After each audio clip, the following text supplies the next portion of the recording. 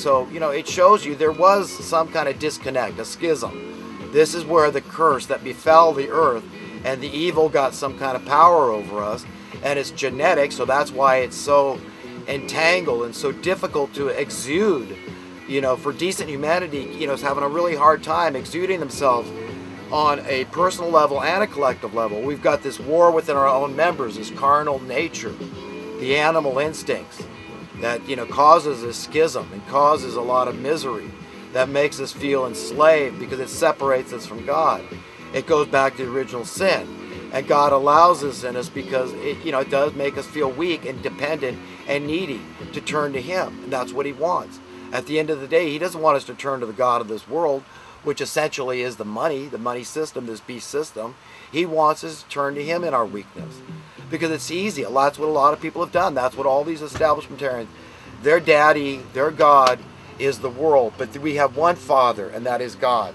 Okay, one God, a sovereign owner. Okay, He's the first one, and He's the only rightful owner of all of us. And you know, this is what we've really got to get. We've all got to get it, and it's not a religious thing. I don't care what religion person I'm talking to. This is for everybody. You're my brother, you're my sister, you're my fellow human being. We're in this realm together for a reason.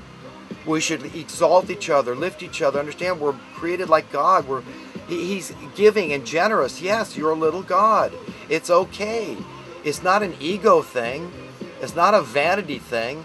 It's just, you know, a reality thing. It's just what makes sense. It's a logic thing. To understand that we have this set of really beautiful, divine, loving parents that will do anything. Jesus proved it.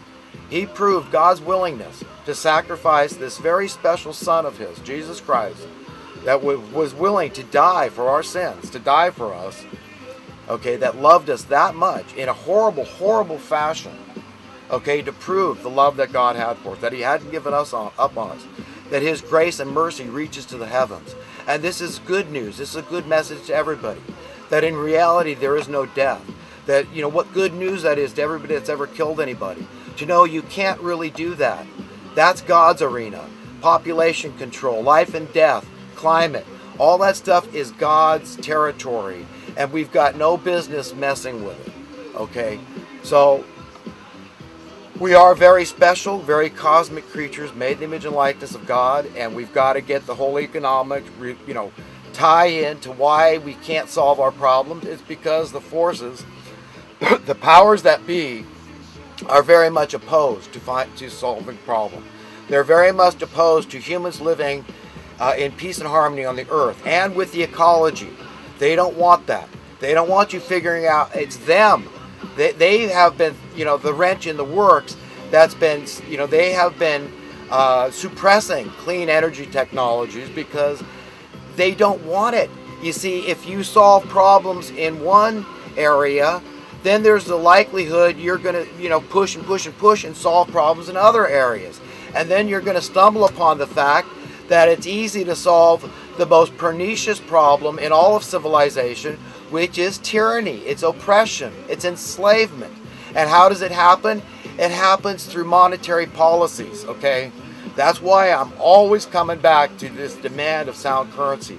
Demand of the money printing, the currency issuance operation, okay? That's got to be in the hands of we the people. If we don't get that, forget Democrat, Republican, all this stuff. Forget what religion, lack of religion. Forget it, forget it, forget it. Forget gender, forget your sexual biases, forget all that stuff. This is not how we're divided. Forget race, forget it, forget it. Forget the North and the South and the Confederates and, you know, the Civil War. Forget all this stuff, forget it. Forget it. Forget other nationalities, forget it. We've got to get very serious here. We've got to unite, and we've got to unite against the system. We've got to be the first line of defense, because before God pushes in here and He loses his cool and He comes in here and starts really clearing house, we want to make sure that we have proven we've done something. We want to be on record. We want to go down in history as being somebody. You know, just like how, you know, humanity's always talking about Jesus. We're always talking about these great figures from history. We're always talking about Martin Luther King Jr. We're always talking about John F. Kennedy. We're always talking about these great people we love so much, like John Lennon. Okay, why? Well, don't we want to be somebody? When people think of, they say, wow, look at this person stood up for. Now that we have it, aren't you glad, that these people, that they pushed, and they were acting like a shock absorber for the system. They're the glue. Essentially, that's what good and decent people, upright people are willing to stand against this beast system are. They're the glue that's holding the fabric together. So anybody that suggests that they're creating animosity, and they're creating problems, that these are troublemakers, people that stand against the system, don't buy it. That's a lie from the pit of hell. Understand that these are the peacemakers. These are the ones that are instructed to be the peacemakers. But you've got to demand it, because nobody is handing out social economic justice. It must be demanded. It's very unfortunate, and it's not about making demands and being the big man on campus. It's not, again, about vanity and ego. It's not about that. Conceit. It's not at all about being better than anybody else. It's just about saying, look, I'm putting my foot down. Okay, I'm the black hat whisperer. I'm the Illuminati whisperer, whatever the case is. You've got the bad guy whisperer. We've got to parent them, and it's not fun. It's not glamorous, and often it's very dangerous. A lot of people get killed standing against these devils. This is the way they're behaving. God loves them too. It's just that we've got to start, pushing harder and harder, because that's what's happening here. As we hit the wall, they're just, in our faces, out with the tyranny. It's just TPP. That's all that is. These, trade treaties and all this stuff go back in history. Read about the wars and the discontent they create by these policies. Look, it's just like this. We know they want to destroy our standard of living more and more and more. They want us like a third world country. They want people starving and homeless, drinking polluted water and dying out in the streets. This is what they want. Okay, that's a matter of fact. Cloward and Piven's strategy. It's about saving the earth. So they do this under the pretext that they're trying to save the earth. So these are decidedly really bad people. These are monsters. So we've got to get that fact straight in our head when it comes to discussing these matters. So when it comes to TPP, understand that's really what it's all about. Understand that it's very unfair. All these trade things with other nations where, $5 a day in China or Mexico might be very good wages. You see how it's impossible, ridiculous, absurd, preposterous that we can compete under these conditions. You see, because our currency is worth so much less domestically. That's why you get tariffs and stuff, to balance the scales. And they keep on doing this. This is that's all the TPP is. Just more wealth disparity. Just more intentional, deliberate impoverishment of the people. Just a bigger swath of desperate, impoverished, hopeless people on the welfare rolls. That's what they want. That's what they want. They'd rather just take the welfare rolls away even. Say, you know what? Tough.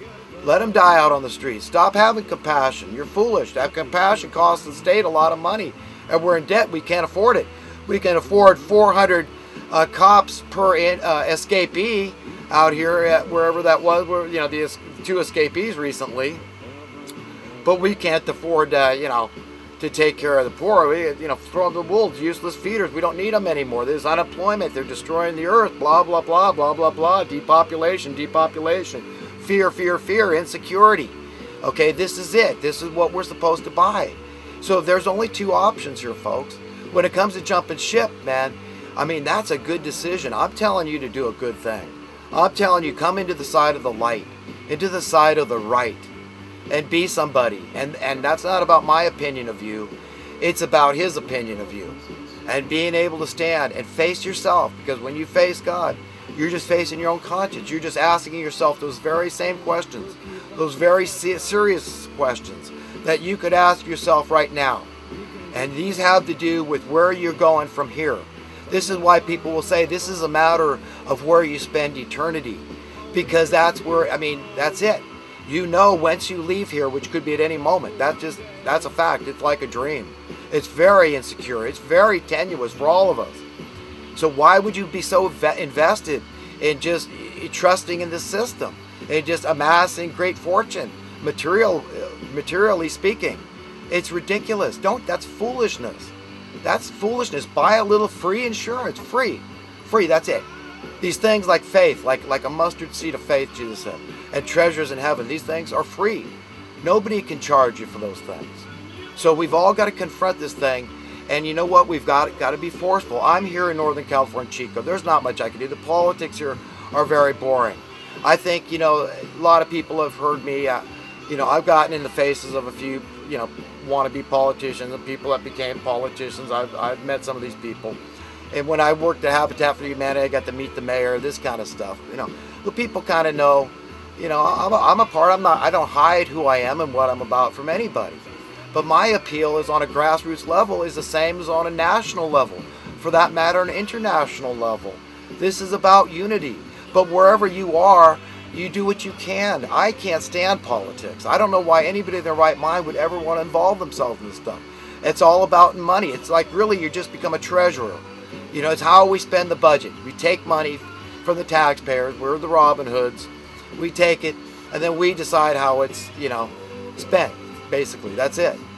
And then we borrow money from the money printers and we put the, you know, cities and counties and states and the nations in debt. We steal the wealth of the nation and we put it in the pockets of these, you know, these scums that are just taking the velocity of the money, which if it was in the flow, it could actually work. If we weren't insecure with the money and always feeling a need to be greedy, and when the money reached us, we just want to cling on to it, right? Because we're scared, we're insecure. And that's a logical response, is to be greedy and just to hoard. You know, this is psychology. These people know psychology. So they turn us into these rotten, stinking, pissant money lovers like them. What do we expect from these decadent monsters, these elitist scum? Is that they're turning us all into that. We've got to not let them. We've got to get a few steps ahead and understand this thing. We got to say, you know what? I'm not going to be evil. I'm going to be shrewd, so I know how you sick people think. So I'm going to be ahead of you, and I'm going to parent you, and it's not going to be fun, and it's not going to make me feel good. It's not going to make me feel better than you or anybody else. It's something I must do. I'm commissioned to do. I'm compelled to do by conscience. I must do this thing because I have to live with myself. And if I do nothing, I'm no better than anybody else out there that's doing nothing. They're a part of the problem. That's what indifference does. That's accepting the tyranny. And how many great people through the ages have said, look, that's the kind of oppression. That's the tyranny. That's the level of enslavement and subjugation you're going to live under, is what you accept. That's it. So if you're timid, you're indifferent, and if you're indifferent just because you're, you know, riding high on the wave, you're doing good in this establishment, you're part of the status quo, don't kid yourself. It's going to hit you. These people don't care about you. And that's what we've all got to get through our heads. I want to shift gears in a second, but first I wanted to mention what I have termed the bandwagon doctrine. And that goes back decades now to when the housing started to really inflate in California, the housing costs. And that was sometime in the 1980s. I'd say when Ronald Reagan was president, I'd say that's when it started to get acute, where, you know, you started to get that sense that if you don't jump on the bandwagon now, you know, those were the really prudent ones, right, that smelled it and said, wow, if I don't get in now, I'm never going to get in. And I remember my wife and I looking at a house in Santa Cruz, California. It was around 1985. And it was a very nice neighborhood, very nice house for $125,000. That same house today, you can bet, probably goes for close to $1 million. I haven't checked prices lately, but I have a feeling it's at least $500,000. At least. Considering the neighborhood and everything. And the location, you know, it's about location. And anyhow, I never bought that house. But that was my last chance, I think, to be a homeowner as an independent, self-employed entrepreneur in that area. So a lot of people are making a lot less. Their hopes were dashed even sooner. So that's about the time when I started noticing housing prices going up and this bandwagon effect. It's really being taught to us. It's this idea that it's a good thing. High property values is a good thing. And in California, what they did sometime in the same area, it was actually in the 70s, this Prop 13, this Jarvis initiative, where it protected the taxpayers, the present. it protected this group of homeowners from their taxes being assessed annually. So these people felt protected. They got protection under law, where just because their house, they paid $20,000 for it, you know, just because it's now worth, you know, a couple $100,000, the tax assessor can't tax them based on that new $200,000 figure. You understand? So it protected them. So it's all part of manufacturing this